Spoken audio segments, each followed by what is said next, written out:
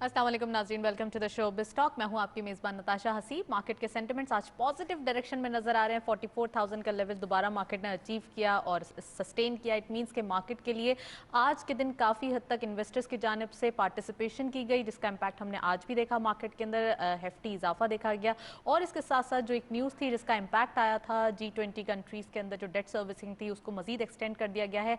It means के अब पाकिस्तान के लिए भी आसानी हो जाएगी और जब ये फ्रीज हो जाती हैं, एक्सटेंशन हो जाती है इन चीज़ों में, हमें डेट नहीं देना पड़ेगा, तो ये इम्पैक्ट एक पॉजिटिव आएगा। और अगर हम बात करें पाकिस्तान की ग्रोथ की, तो यहाँ पर IMF की फोरकास्ट पाकिस्तान की ग्रोथ के लिए काफ़ी पॉजिटिव दिखाई दे रही है, 4% in their about. It means कि यहाँ भी IMF की जानिब से भी और पाकिस्तान की ओवरऑल GDP की जो ग्रोथ फोरकास्ट है काफ़ी हद तक पॉजिटिव डायरेक्शन में जा रही है। और इन्वेस्टर पॉइंट ऑफ व्यू से भी हम कह सकते हैं कि फॉरेन इन्वेस्टर्स भी पार्टिसिपेट करते हुए दिखाई दे रहे हैं।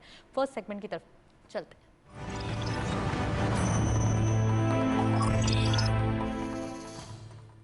Let's have a look on daily highlights. आज की मार्केट की परफॉर्मेंस देखते चलते हैं। ओपन हुई मार्केट 43,953.58 के लेवल पर, हायर साइड टू मार्केट गई 44,759.37, lower was 43,953.58 and finally closer 44,741.36, यानी कि well above 44,500 psychological barrier. And finally closer रहा अच्छी पॉजिटिव चेंज के साथ 787.78 के गेंस के साथ। टर्नओवर में करंटली मार्केट ने 383.10 मिलियन शेयर्स ट्रेड किए हैं। कल के मुकाबले में इजाफा नजर आता है 12.58 मिलियन शेयर्स का। वैल्यू वाइज भी आज बेहतरी आई है, कल के मुकाबले में 17.97 बिलियन रुपीस। और वॉल्यूम लीडर्स में only one script being in red territory, GGL इस लिस्ट को लीड कर रहे हैं 1.93 के इजाफे के साथ। 28.59 पे क्लोजर, 35.91 मिलियन शेयर्स ट्रेड किए गए। TRG पार्क सेकंड स्कॉट पे 10.35 का इजाफा देखा गया। हेफ्टी गेंस देखे जा रहे हैं, 148.48 पे क्लोजर रहा, 28.68 million shares traded. And lastly बाइको पेट्रोलियम 0.07 का माइनर डिक्लाइन, 9.77 पे क्लोजर, 26.02 का कारोबार रहा। ये था वॉल्यूम लीडर्स, मार्केट की करंट परफॉर्मेंस। तमाम स्क्रिप्ट्स की पार्टिसिपेशन अलग अलग सेक्टर से दिखाई दे रही है। इट मीन्स के मार्केट के अंदर ओवरऑल काम हो रहा है और यहाँ पर इन्वेस्टर्स पार्टिसिपेशन बढ़ता हुआ दिखाई दे रहा है। नेक्स्ट सेगमेंट की तरफ चलते हैं।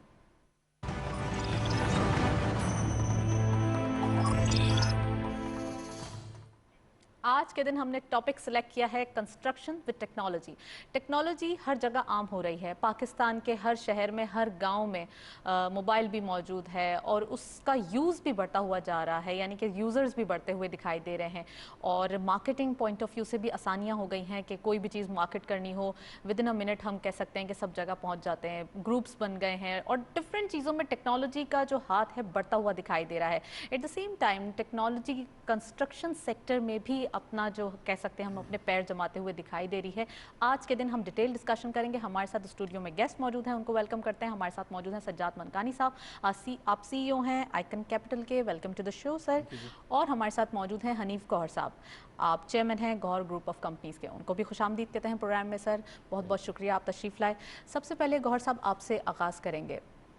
कंस्ट्रक्शन सेक्टर में टेक्नोलॉजी काफ़ी हद तक पार्टिसिपेट कर रही है और डेली बेसिस पे हम देख रहे हैं, मार्केटिंग पॉइंट ऑफ व्यू हो या कोई घर बेचना हो, ख़रीदना हो, डिफरेंट वेबसाइट्स भी बन गई हैं।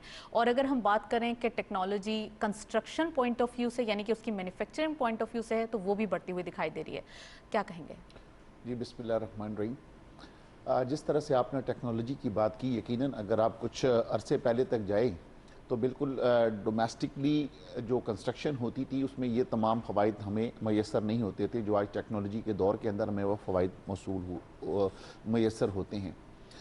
आप ये देखें कि आज हम एट अ टाइम, अगर मैं अपनी ही मिसाल दूँ तो एट अ टाइम में 10 प्रोजेक्ट्स आलमोस्ट शहर के अंदर कर रहा होता हूँ मुख्तलिफ़ लोकेशंस के ऊपर। आप ये देखें कि उन 10 प्रोजेक्ट्स पे ना विज़िट हो सकता है, इतना वक्त निकलता है कि सब के ऊपर आप जा सकें।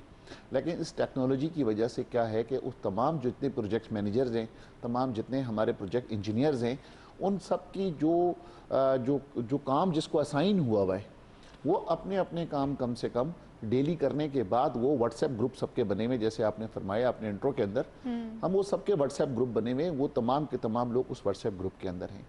तो डेली की प्रोग्रेस जो है तो वो जो बनाते हैं, काम करते हैं, वो अपनी प्रोग्रेस जो है तो वो दिखा देते हैं उसके अंदर। तो हमें जो कमेंट्स करने होते हैं, हम उस टेक्नोलॉजी की बुनियाद के ऊपर उन्हें उस कमेंट्स कर देते हैं कि वेल डन, थम्स अप, और या कोई अगर स्लो हो रहा होता है तो हम अपने कमिट्स वाले भी कर देते हैं। तो इस तरह से ये होता है कि उन तमाम लोगों को ये इल्म होता है कि जो हमारे बॉसेस हैं, जो हेड ऑफिस में देखें बैठे हुए, वो तमाम के तमाम हमारा सारा डेली वर्क देख रहे हैं। तो इस टेक्नोलॉजी से हमें कंस्ट्रक्शन के अंदर इतना फ़ायदा हुआ कि पहले आपको एक प्रोजेक्ट स्टार्ट करने के बाद आपको पूरा वक्त वहाँ पे देना पड़ता था, लेकिन इस टेक्नोलॉजी से अब हमें जो है तो पूरा चलिए, वक्त ये तो नहीं देना। सोशल मीडिया की बात हो गई, लेकिन हम इनोवेशन की बात कर रहे हैं और टेक्नोलॉजी पॉइंट ऑफ व्यू से, कंस्ट्रक्शन पॉइंट ऑफ व्यू से देखें तो उसमें क्या दिखाई दे रहा है देखें, sir? Construction point of view से पहले लो कास्ट की हम ये बात करते हैं, लो वेट। पहले हम जो ब्लॉक्स होते थे, हमेशा से टिपिकल जो ब्लॉक होते थे वो हम लगाया करते थे, लेकिन आज जो टेक्नोलॉजी कंस्ट्रक्शन के अंदर इतनी हो गई है कि लाइट वेट की टेक्नोलॉजी पर हम आ गए हैं। बाकी जिस तरह से दुनिया के अंदर पहले कंस्ट्रक्शन हुआ करती थी, हमारे यहाँ पर जो है तो उस किस्म की कंस्ट्रक्शन नहीं होती थी, लेकिन आप ये देखें कि अब यहाँ पर इस किस्म की कंस्ट्रक्शन स्टार्ट हो गई है। जो बाकी दुनिया की टेक्नोलॉजीज़ थी वो पाकिस्तान में काम होना उस पर शुरू हो गया है। ना सिर्फ काम होना शुरू हुआ है, बल्कि जो स्पेशली जो इस हुकूमत का जो कारनामा है, जो लो कास्ट हाउसिंग स्कीम है, राइट। तो आपने भी देखा होगा बहुत सारे व्हाट्सएप ग्रुप्स के अंदर कि उन्होंने तो बिल्कुल लेटेस्ट टेक्नोलॉजी में कि जो पूरा घर जो है तो 2 दिन के अंदर तैयार होता है, तो वो टेक्नोलॉजी ही है कि पूरे का पूरा जो है तो आपका घर 2 दिन में कंप्लीट हो जाता है, वो आके वहाँ पे फिक्स हो जाता है। तो इस तरीके से टेक्नोलॉजी ने काम किया है। और ना ये टेक्नोलॉजी पर अगर ये काम करती नया पाकिस्तान हाउसिंग, तो जो प्राइम मिनिस्टर का जो विजन है 50,000 घर वाला, वो गालिबन इस तरीके से नहीं हो सकता कि हम लोग डोमेस्टिक कंस्ट्रक्शन के ऊपर जाके वो टारगेट को हम अचीव कर सकते हैं। नया पाकिस्तान हाउसिंग स्कीम पे भी बात करूंगी, लेकिन पहले मैं चाहूंगी कि सज्जाद साहब से उनका इनपुट ले लूं। सर, कंस्ट्रक्शन की बात हो रही है तो कंस्ट्रक्शन पैकेज को रूल आउट नहीं किया जा सकता। कितना इंपॉर्टेंट था इस फिस्कल ईयर की पॉजिटिव ग्रोथ के लिए कंस्ट्रक्शन पैकेज का आना। एट द सेम टाइम हम अगर बात करें मार्केट की, तो मार्केट के अंदर भी एक पॉजिटिव पोर्टफोलियो विटनेस किया जाता है सीमेंट पॉइंट ऑफ व्यू से या फिर इससे सिक्लिकल सेक्टर से, तो ज़रा प्लीज़ बताइए। देखिए, कंस्ट्रक्शन एक ऐसी इंडस्ट्री है कि अगर इसके अंदर एक एक्टिविटी चलती रहती है तो वो ओवरऑल इकोनॉमी को बेनिफिट करती है, क्योंकि सिर्फ ये नहीं होता कि सीमेंट और सरिया जो आमतौर पे लोग समझते हैं, ऐसा नहीं होता, क्योंकि एक जब घर बनता है तो उसके साथ बहुत सारी चीज़ें एडअप होती हैं। न सिर्फ ये, बल्कि उसके साथ साथ बहुत सारे लोगों का जो जॉब्स हैं वो क्रिएट होती हैं। तो कंस्ट्रक्शन एक ऐसा सेक्टर है कि जो आपकी इकोनॉमिक ग्रोथ के अंदर बहुत ज़्यादा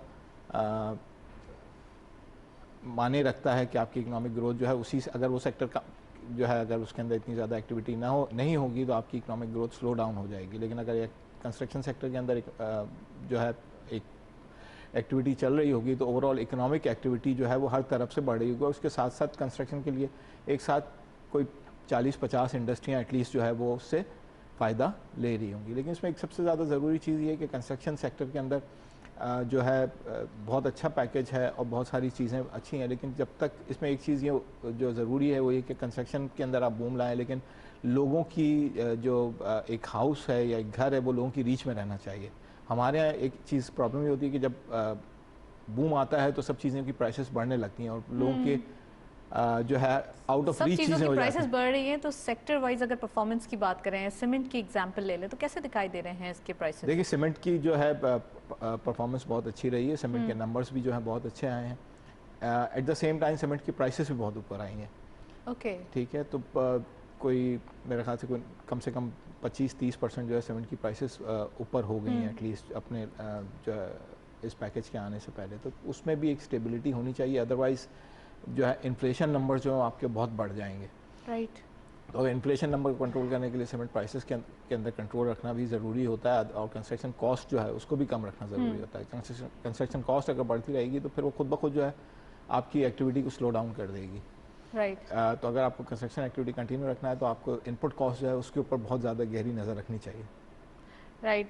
यहाँ पर एक रिपोर्ट है कंस्ट्रक्शन विद टेक्नोलॉजी के बारे में, आप रिपोर्ट देखें फिर वापस आते हैं। तामीराती सनत में अगर कोई चीज़ मुस्तकिल है तो वो है इर्तिका। इसीलिए इस शोबे को हमेशा से किसी भी मुल्क की मईशत में कलीदी अहमियत हासिल रही है। ये बात रोज़े रोशन की तरह आया है कि ये दौर तामीरात में बहुत से ऐसे रुझानात का दौर है जिन्होंने हकीकतन काम को निहायत आसान कर दिया है। यानी कि तामीरात में ये दौर टेक्नोलॉजी, पायदारी और मजबूती का दौर है।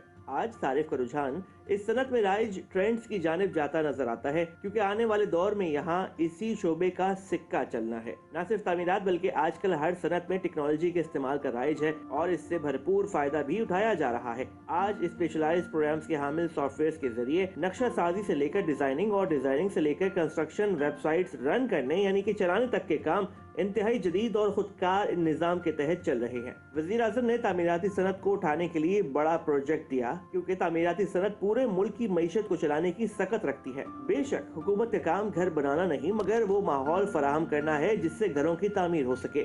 इस सनत से 40 दीगर सनतें मुंसलिक हैं और तामीराती शोबे से रोजगार के नए मौके भी पैदा होते नजर आ रहे हैं। मुल्क में सस्ते मकानात की तामीर बड़ा मसला रही है, इसीलिए अब 10 मरले तक के घरों की तामीरात करने वालों को पैकेज दिया गया है।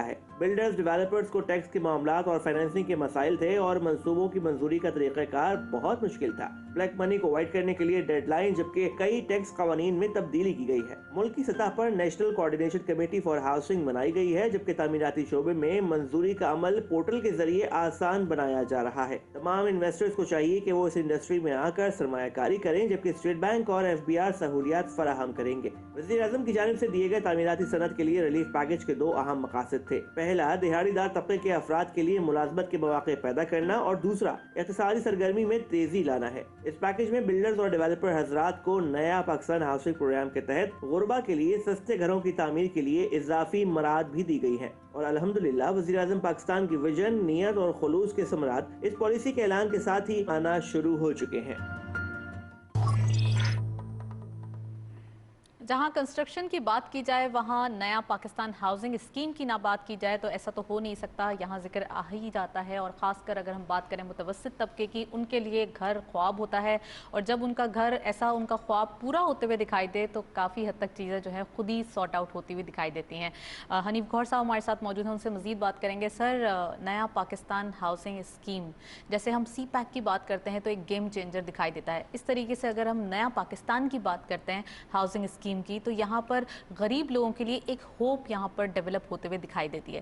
तो उसको बताइए प्लीज़ कि कैसे दिखाई दे रहा है नया पाकिस्तान हाउसिंग स्कीम आने वाले दिनों में ये ख्वाब पूरा होते हुए। जी देखें कि नया पाकिस्तान हाउसिंग स्कीम के ऊपर तकरीबन 2-2.5 साल तो पॉलिसीज़ बनते हुए लग गए, वो पॉलिसीज़ नहीं बनी थी। कानून साजी होते होते 2-2.5 साल गुजर गए। अब जब कुछ अरसे पहले कानून साजी होकर पॉलिसी आई नया पाकिस्तान हाउसिंग स्कीम की, तो वो जब उसमें हमने देखा कि वो भी एक आम आदमी को उसमें कोई फ़ायदा नज़र नहीं आ रहा था। उसकी बेसिक वजह ये थी कि आप ये कहते थे कि नया पाकिस्तान हाउसिंग स्कीम के लिए तमाम बैंकों को पाबंद किया गया है कि वो पैसे देंगे। तो आप ये देखें कि बैंक जो हैं पैसे उस वक्त देंगे जब हमारी बैंकों से बात हुई कि आप इस पर फंड्स करें, ट्राई पार्टी एग्रीमेंट करें। जब तक वो बिल्डर्स पर भरोसा नहीं करेंगे, क्योंकि डेवलपमेंट किसने करनी है, बिल्डर्स ने करनी है जिनके फील्ड है, जो काम कर सकते हैं। तो आप वो ये कहते थे कि हम डायरेक्ट जो है, जो एंड यूज़र है उनके नाम से जो है तो हम ये चीज़ हम करेंगे। लेकिन एंड यूज़र उस वक्त करेगा कि जब वो उसका कंप्लीशन हो जाएगा। तो कंस्ट्रक्शन कोई भी काम करते हुए कि अगर कोई सोसाइटी बनेगी, कोई बिल्डिंग बनेगी, तो आपके इल्म के अंदर है कि वो अगर आपके पास फंड्स का प्रॉब्लम ना हो तो भी कम से कम 2 से 3 साल उसे चाहिए उस प्रोजेक्ट को कंप्लीट होने के लिए। राइट। अच्छा सर, आपने जिक्र किया, मैं आपको इंटरप्ट कर रही हूँ, यहाँ पे कुछ और भी बताना चाह रहे थे आप। आपने जिक्र किया कानून साजी कुछ डिले हुई, तो क्या कानून ऐसे बनने थे जिसको इतना टाइम लग गया, 2-2.5 साल का वक्फा, ऐसा क्यों?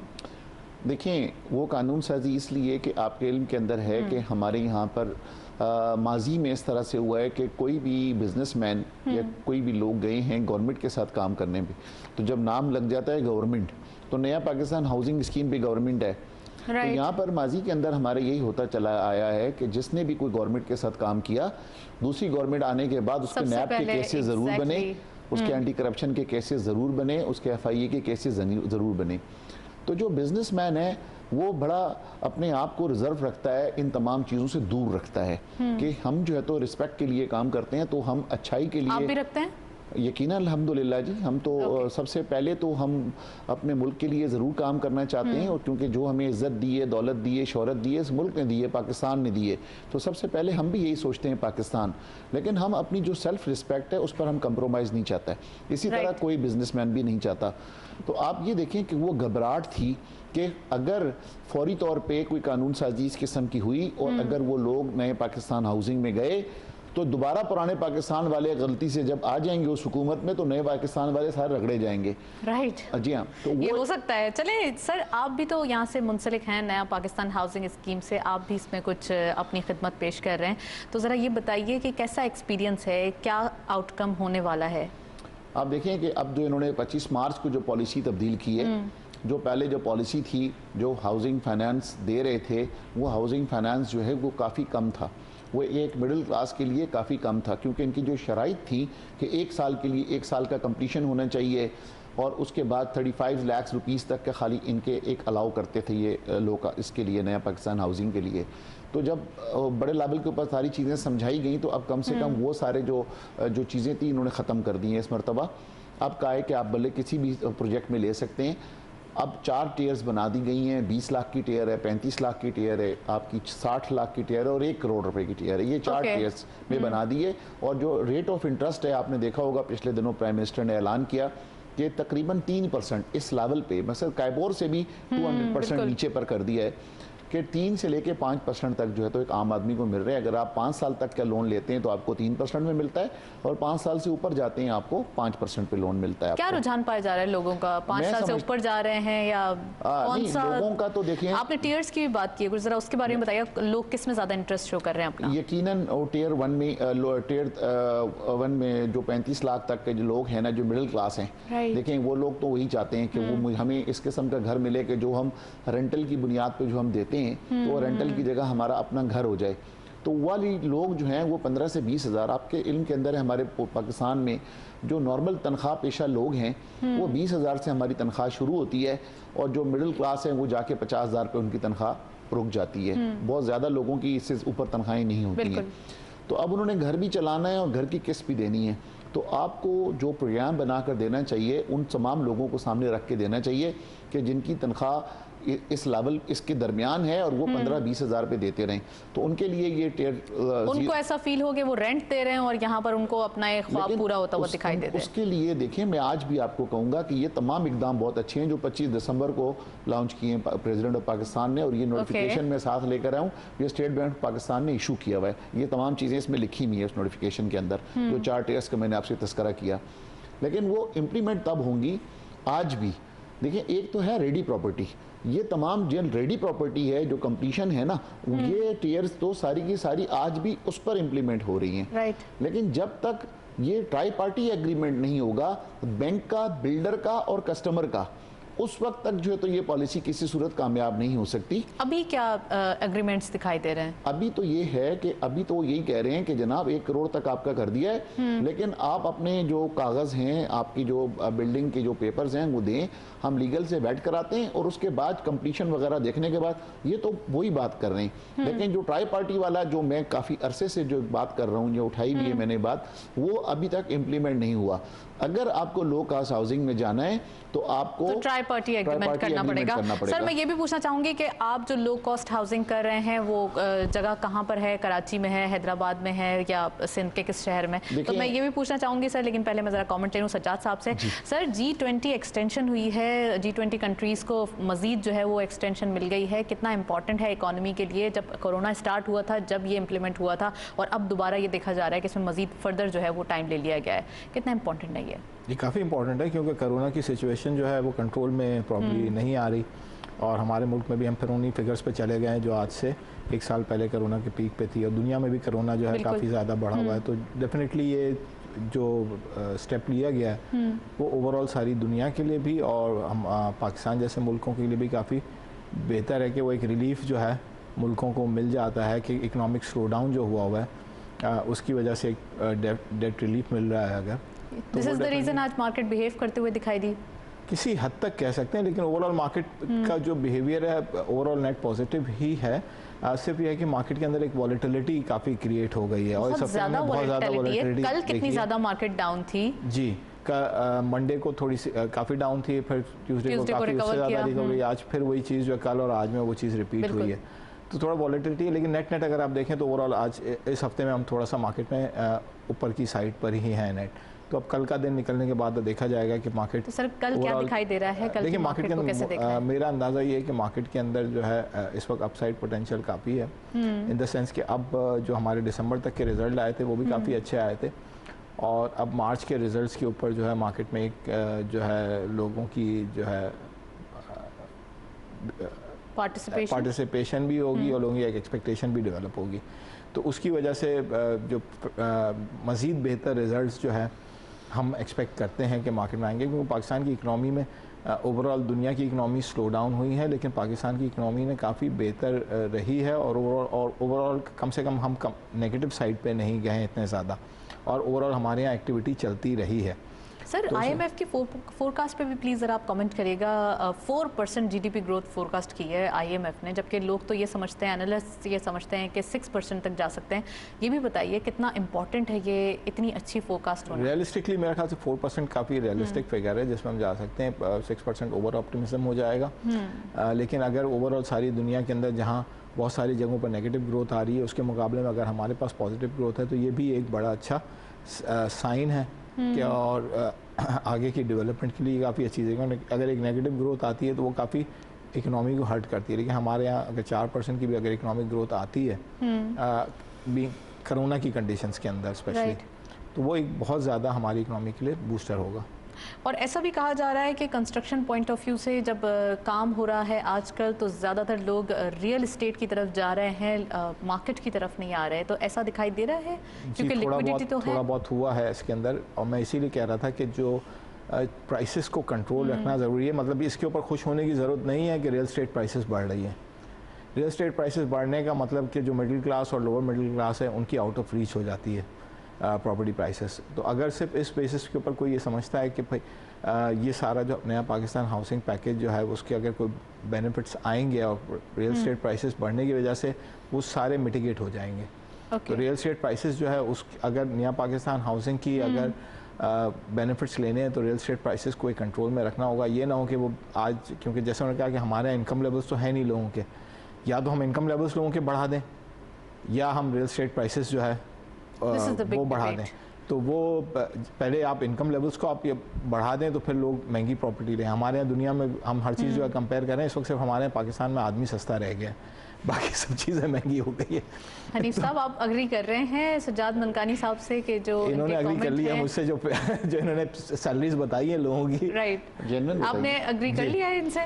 बिल्कुल जी, हम दोनों तो एक दूसरे के साथ एग्री करने के लिए बैठे हैं, क्योंकि जो रियलिटी है उससे उसके साथ डिनाई करना तो नहीं है ना। देखें ना कि हम वी आर ऑल पाकिस्तानी और हम इसी मुआशरे में काम करते हैं। यकीनन जो मैंने आपको जो सैलरी पैकेजेस बताएं वो गालिबन उससे डिसएग्री करने वाला तो कोई भी हमसे डिसएग्री नहीं करेगा। है कि रियल एस्टेट में आजकल लोगों का ज़्यादा रुझान है as compare to market and other investment point of view.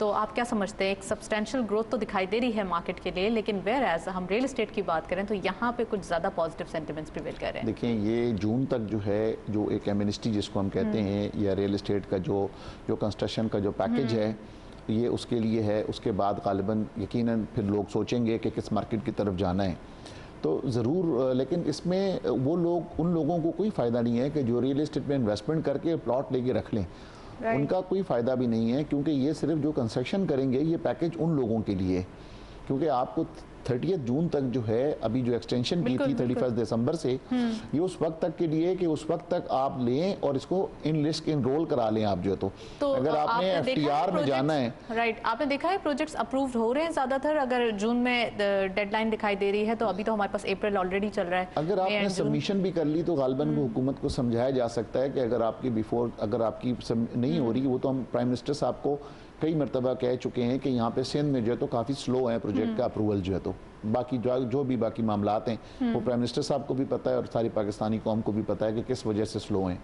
तो मेरी गुजारिश यही है कि हमें बहैसियत कौम ये सब कुछ समझना पड़ेगा और जो लोग इस इंडस्ट्री से वाबस्ता हैं उनको एक आम आदमी का सोचना पड़ेगा, उसको हमदर्दाना दिल रख कर ये सोचना पड़ेगा कि एक आम आदमी के लिए लो कास्ट हाउसिंग अपना कोई ना कोई रोल हम अदा करें।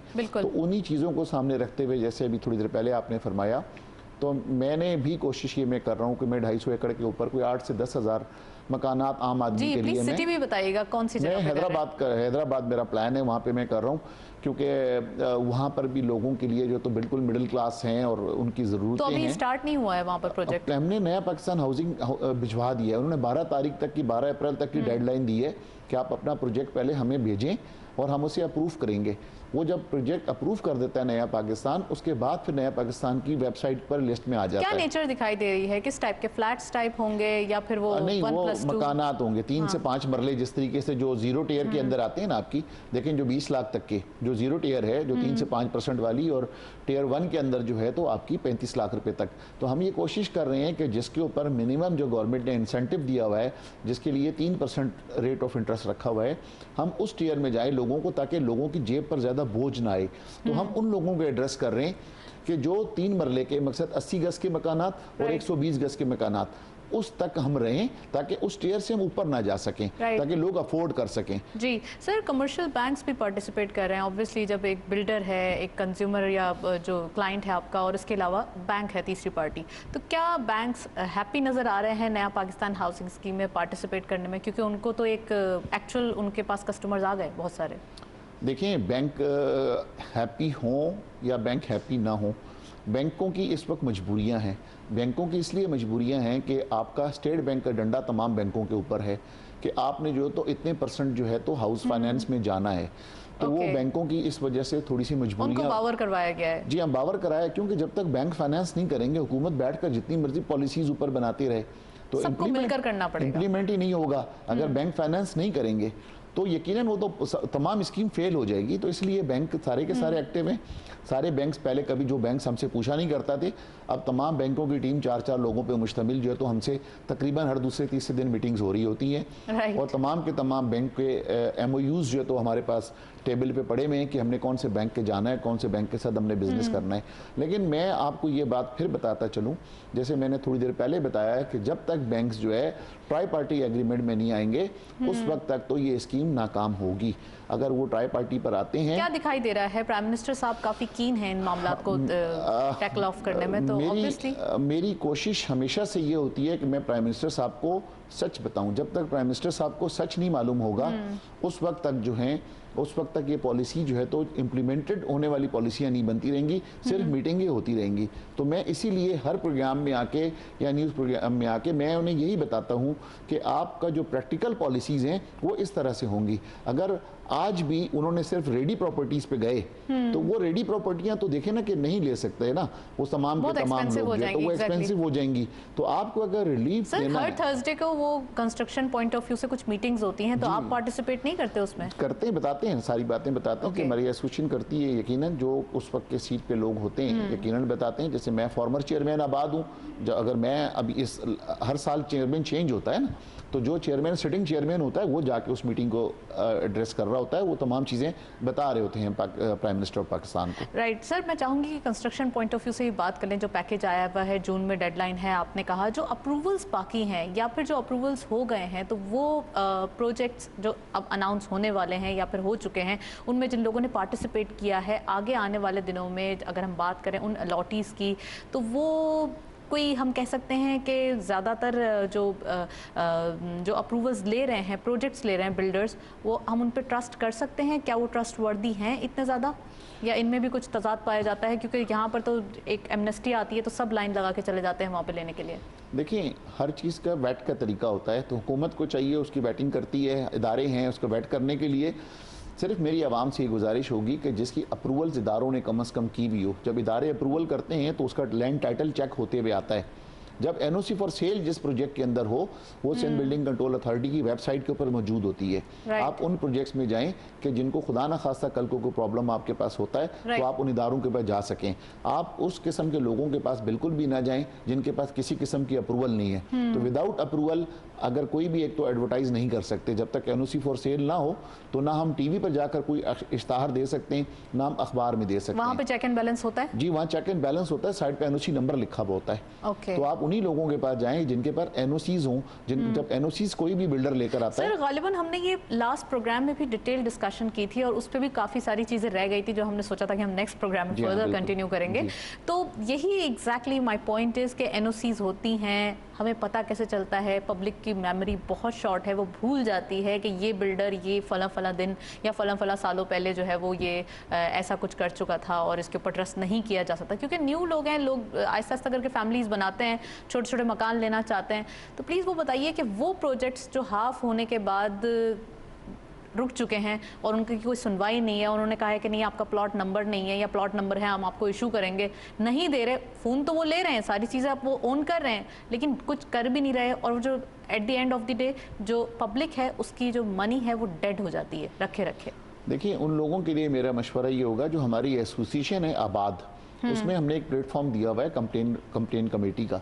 इस किस्म के तमाम लोग जो है तो आबाद में जो तो चेयरमैन आबाद को या सेक्रेटरी जनरल को एक एप्लीकेशन मूव कर सकते हैं और वो हम बैठ कर रिजॉल्व करा देते हैं इस किस्म का किसी का इशू होता है। तो इदारों में समझ रहे हैं ना कि जो कराची से दूर थोड़े प्रोजेक्ट्स अनाउंस हुए हैं, मैं उसको पिन पॉइंट करते हुए बात कर रही हूँ। देखिए, जो कराची से बहुत सारे लोग हैं जिनके बहुत सारे प्लॉट्स हैं लेकिन कोई सुनवाई नहीं है। देखें, जिन इशारा आपका जिन प्रोजेक्ट की तरफ है वो आउटस्कर्ट्स के अंदर जो कराची के बाहर हैं, उनके पास तो देखें उनका तो जंगल का कानून है, उनके लिए तो कोई कानून पाकिस्तान का इम्प्लीमेंट ही नहीं होता।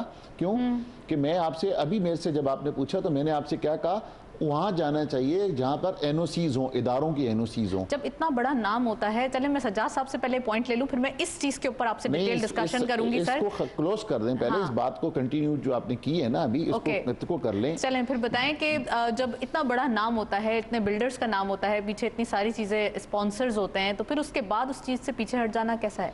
देखिए, मेरे आपसे यही गुजारिश है कि देखें, सोमोटो जाकर ले लेता है सुप्रीम कोर्ट भी। सुप्रीम कोर्ट ने उन प्रोजेक्ट्स के ऊपर सोमोटो लिया, बहुत सारा फाइन लगाया, 472 बिलियन का फाइन भी लगा। आज जो है तो वही लोग जो तो 472 बिलियन पूरा दे नहीं सके, वहाँ पे भी डिफॉल्ट किया हुआ है और लाइनें लगी हुई है वहाँ पर लोगों की, कस्टमर्स की। कर रहा है सफर कौन कर रहा है? आम आवाम कर रही है। तो पब्लिक क्यों जाती है? सिर्फ जिनके पास एनओसीज नहीं है, जिनके पास इदारे।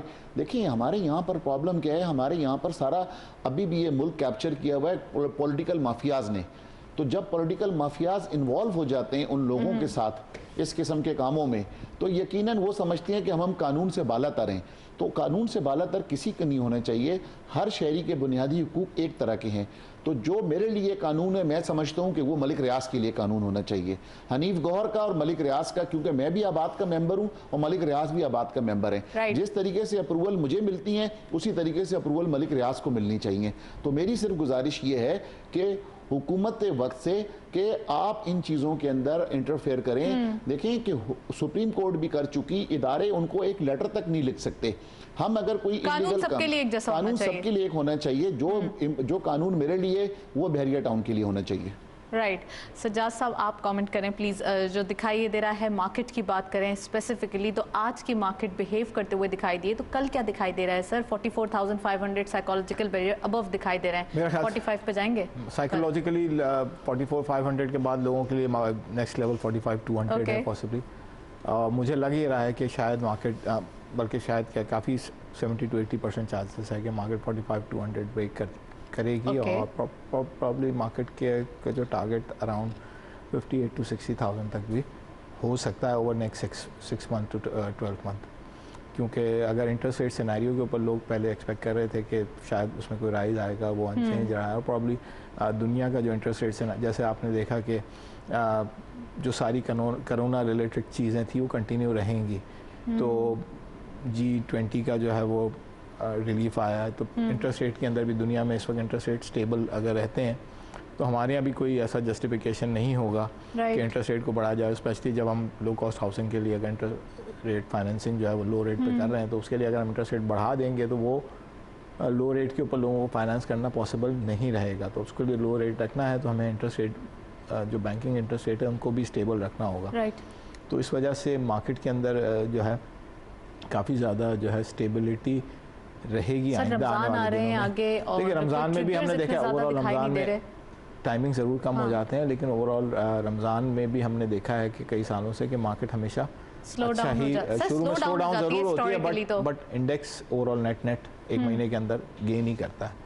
तो पॉसिबली हम देखेंगे कि शायद इस दफ़ा भी रमज़ान में जो हमने करेक्शन देखनी थी वो प्री रमज़ान हमने देख ली है। ओके और हमने को 42,000 तक कल सर क्या पिक्स होनी चाहिए, क्या सेक्टर वाइज परफॉर्मेंस की बात मार्केट के करें अंदर तो देखिए कौन सी बहुत सारी पिक्स चीज़ें रखनी बैंकिंग के अंदर काफ़ी बेहतरी, बैंकिंग रिजल्ट्स काफ़ी अच्छे रहे हैं। ओके सीमेंट सेक्टर अच्छा रह सकता है, स्टील का सेक्टर अच्छा रह सकता है, और ओवरऑल भी हम बहुत सारे सेलेक्टेड पिक्स भी मार्केट के अंदर ऐसे हैं कि जिनके अंदर प्राइसेस, केमिकल सेक्टर के अंदर बहुत सारी कंपनीज हैं जिसमें आप देख सकते एंड हैं। What about IT?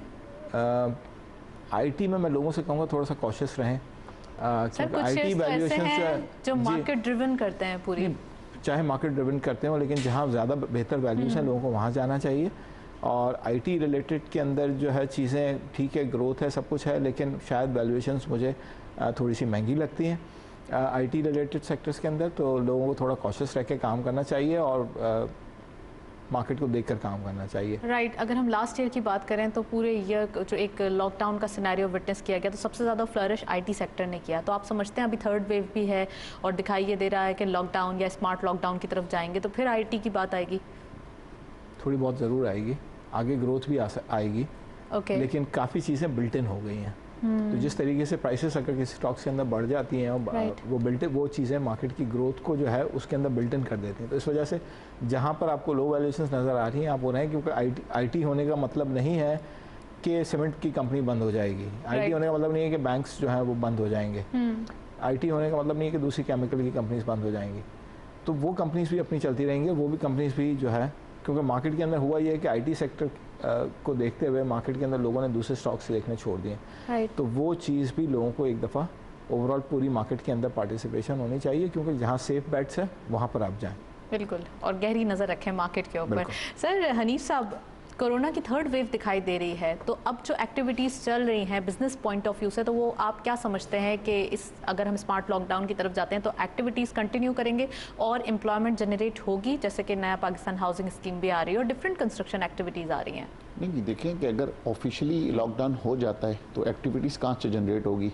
यहाँ पर तो बहुत सारे लोग दिहाड़ीदार मजदूर होते हैं कि वो आके दिहाड़ी लगाते हैं और शाम को अपने पैसे लेके 700-800 रुपये लेके जाते हैं। तो अगर लॉकडाउन ही हो गया, काम ही बंद हो गए, तो यकीनन बहुत ज़्यादा माशी प्रॉब्लम्स होंगे।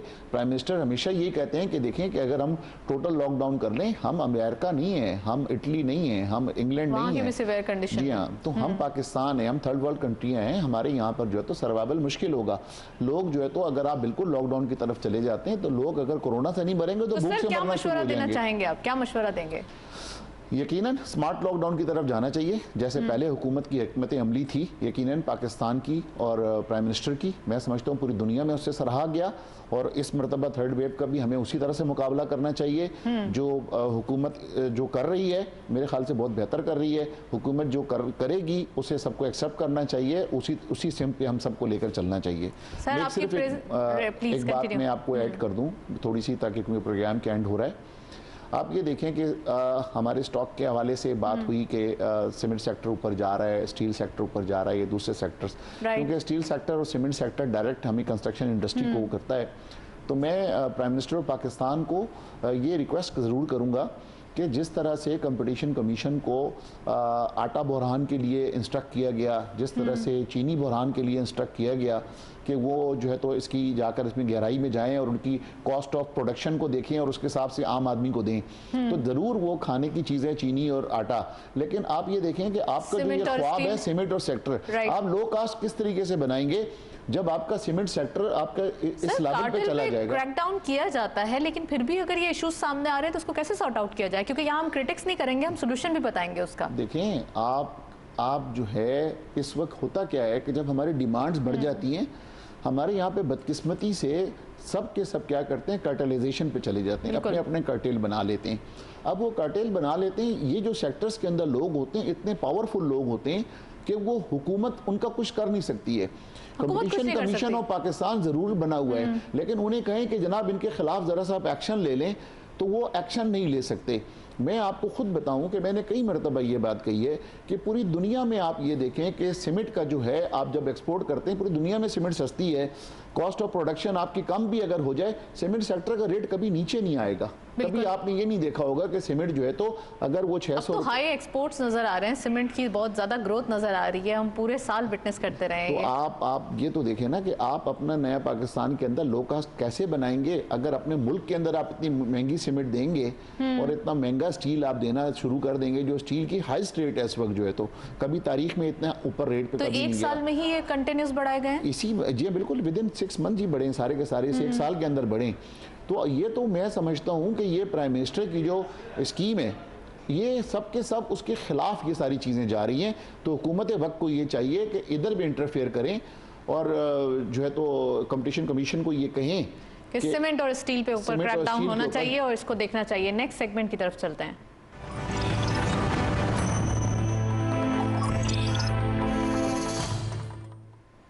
कमोडिटीज ऑफ फॉरेक्स के लेटेस्ट अपडेट आज की मार्केट में देखते चलते हैं। गोल्ड के पर तोला प्राइस 99,671 रुपीस, गोल्ड पर 10 gram 85,542 rupees, international gold rate पर 1746.11 डॉलर, ऑयल WTI पर barrel 59.35 dollar, oil Brent crude पर बैरल 62.83 डॉलर। करेंसी में सबसे पहले यूरो बाइंग रही 180.50, selling was 182.50, UK pound buying रही 209.50, selling was 212 rupees, US dollar buying रही 152.70, selling was 153.50, Chinese yuan buying at 23.50, selling was 23.65, Saudi riyal buying at 40.45, selling was 41 rupees, UAE dirham buying at 41.50, selling was 42.20, Kuwaiti dinar buying रही 481.50, selling was 484 rupees, and lastly Omani riyal buying रही 392.50, selling was 394.50। ये था forex और commodities का latest update. हम देख रहे हैं इंटरनेशनली ऑयल प्राइस काफ़ी हद तक बैकफुट होते हुए दिखाई दे रहे हैं। एट द सेम टाइम अगर बात करें गोल्ड प्राइसेस की, तो यहाँ भी कुछ गिरावट विटनेस की जा रही है। 99,000 के करीब में दिखाई दे रहे हैं प्राइसेस पर तोला के। इट मीन्स के लोकल मार्केट में गोल्ड की डिमांड जो है वो कम होती हुई दिखाई दे रही है, जिसका इंपैक्ट हम डेली बेसिस पे देख रहे हैं। सज्जाद साहब हमारे साथ मौजूद हैं, हनीफ साहब हमारे साथ मौजूद हैं, उनसे मजीद बात करेंगे। सर, रुपी की अगर बात करें तो एप्रिसिएशन दिखाई दे रही है डॉलर के against, it's a good sign for economic growth, right, लेकिन एक्सपोर्टर्स इतने हैप्पी नहीं है। सर देखिए, एक्सपोर्टर्स के लिए थोड़ा सा इशू रहता है। नहीं, इनके लिए थोड़ा इशू हमेशा रहता है, क्योंकि आपकी अगर अचानक आपने कॉस्ट की हुई होती है और आपने प्राइस पे चीज़ बेची हुई होती है, क्योंकि आप भी एक्सपेक्ट करते हैं कि अगर आपने 162 की प्राइस के ऊपर कॉस्टिंग की थी और आपने कोई चीज़ एक्सपोर्ट की और वो जब उनकी एक्सपोर्ट रियलाइज़ हो गई और उसके पैसे जब आए तो 153 हो गया, तो वो काफ़ी हैफ्टी जो है डिक्लाइन उनके लिए है कि कोई तकरीबन 7-8% का जो है वो है। लेकिन ओवरऑल इकनॉमी के लिए बड़ा अच्छा साइन है, और एक दफ़ा की एक्सपोर्ट्स के बाद उनकी कॉस्टिंग जब वो काम करेंगे तो फिर वो डेफिनेटली नई प्राइसेस की बेसिस के ऊपर काम करेंगे, क्योंकि ओवरऑल उनको एक गेन भी मिला है। 104 रुपये से कोई 168 रुपये तक जब डॉलर गया था, तो वो भी उनको एक काफ़ी एडवांटेज उस वक्त हुआ था एक्सपोर्टर्स को। तो इस वक्त थोड़ा सा डिसएडवांटेज ज़रूर है, लेकिन एक चीज़ का ध्यान ये रखना चाहिए कि ये लोअर प्राइसेस ऑफ डॉलर कहीं हैवी इंपोर्ट्स में कन्वर्ट ना हो जाए। अगर वो हैवी इंपोर्ट्स में कन्वर्ट हो गई तो फिर आपका ट्रेड बैलेंस जो है वो आपका ट्रेड डेफिसिट जो है वो बहुत ज़्यादा बढ़ सकता है। करंट अकाउंट सरप्लस हम बोलने के इतने आदी नहीं थे और अब बोलना शुरू किया तो बोलते ही कहीं ऐसा ना हो कि दोबारा हम पे करंट अकाउंट डेफिसिट के अंदर फिर जो है फिगर्स बहुत ज़्यादा बढ़ जाए हमारी। तो वो चीज़ को कंट्रोल देखना चाहिए, इंपोर्ट्स के ऊपर नज़र रखनी चाहिए, और ओवरऑल जो है एक्सपोर्टर्स का जो है इस हद तक तो शुरू में, लेकिन एक्सपोर्टर्स को इनपुट कॉस्ट के अंदर भी बहुत ज़्यादा फायदा होगा, बिल्कुल, तो आगे के ऑर्डर्स में उनके लिए बेहतरी रहेगी। राइट, गोल्ड के ऊपर भी कमेंट कर दें, क्योंकि प्रोग्राम के बिल्कुल लास्ट मोमेंट्स है, तो मैं चाहती हूँ कि लास्ट कमेंट्स ले लूँ। देखिए, गोल्ड के अंदर तो इंटरनेशनल प्राइसेस के साथ चीज़ें लिंक रही हैं। हमने देखा है कि कोई 15% जो है गोल्ड जो है इंटरनेशनली नीचे आया है, प्लस कोई 8 से 10% हमारी करेंसी अप्रिसिएशन हुई है। तो ओवरऑल गोल्ड प्राइसेस के अंदर जो है हमें 20-25% का बेनिफिट जो है लोगों को रुपी प्राइस के अंदर 20-25% का नेट फ़ायदा हो रहा है अगर आज की प्राइसेस पर लेते हैं। लेकिन गोल्ड कोई ऐसी कमोडिटी हमारी इकोनॉमी के लिए कोई ज़रूरी चीज़ नहीं है, सिवाय इसके कि वो जो है जेवरात के लिए इस्तेमाल होती है। लेकिन लेकिन ओवरऑल कोई गोल्ड ऐसी चीज़ नहीं है, गोल्ड एक ऐसी कमोडिटी नहीं है जिससे आपका कोई इकोनॉमिक बेनिफिट हो। हमने बाहर से गोल्ड लेना है और फिर यहाँ पर अगर उसके अंदर इन्वेस्ट करना है ठीक है, हनीफ गौर साहब, लास्ट कमेंट करें, क्या दिखाई दे रहा है? कंस्ट्रक्शन एक्टिविटी अब तो पॉजिटिव डायरेक्शन में जा रही है या अभी भी कुछ तजादात पाए जाते हैं? और अगर बात करें सोसाइटीज़ वगैरह की, तो अब काम कुछ बेहतरी की तरफ आ रहा है या अभी भी कोई ऐसी ही बाइलिंगुअल सिचुएशन है? नहीं, ओवरऑल बिल्कुल काम बेहतरी की तरफ है। और पाकिस्तान में कई जगह, खुसूसन जो है तो पंजाब के अंदर तो काफ़ी सारी सोसाइटीज़ जो है तो लो कास्ट हाउसिंग भी स्टार्ट हो चुकी हैं। और कंस्ट्रक्शन की जो प्रोजेक्ट्स हैं वो काफ़ी सारे आ रहे हैं, ना सिर्फ पाकिस्तान में, दूसरे शहरों में आ रहे हैं। अगर आप कराची में पिछले महीने देखें, मुझ समेत काफ़ी सारे प्रोजेक्ट्स नए आए हैं और जो लॉन्च हुए हैं, और सबके सब लोग खुश हैं और सबके प्रोजेक्ट कामयाब हुए हैं। Thank you so much Hanif Gaur साहब, आप हमारे साथ मौजूद थे। काफ़ी डिटेल एनालिसिस कंस्ट्रक्शन सेक्टर पे, आपका बहुत बहुत शुक्रिया प्रोग्राम में ज्वाइन किया। और हमारे साथ मौजूद है सज्जाद ननकानी साहब, आपका भी बहुत बहुत शुक्रिया प्रोग्राम में तशरीफ़ लाए। हम कह सकते हैं कि एक्टिविटीज़ हो रही हैं और होती जाएंगी, लेकिन आइडिया ये होना चाहिए कि सारी चीज़ें बेहतरी की तरफ जाएँ, कोई पोजिशन नेगेटिव साइड पर ना जाए, क्योंकि कोविड भी है और हमारे पास चैलेंजेस हमेशा की तरह बहुत ज़्यादा मौजूद हैं, उनसे बचना भी है और आगे बढ़ना भी है। That's all. प्रोग्राम को वाइंड अप करते हैं। वाइंड अप करने से पहले हमारा ईमेल एड्रेस नोट कर लें, विच इज़ besttalk@ptv.com.pk। आपके फीडबैक का इंतजार रहेगा। प्रोग्राम देखने का शुक्रिया। अल्लाह हाफिज़।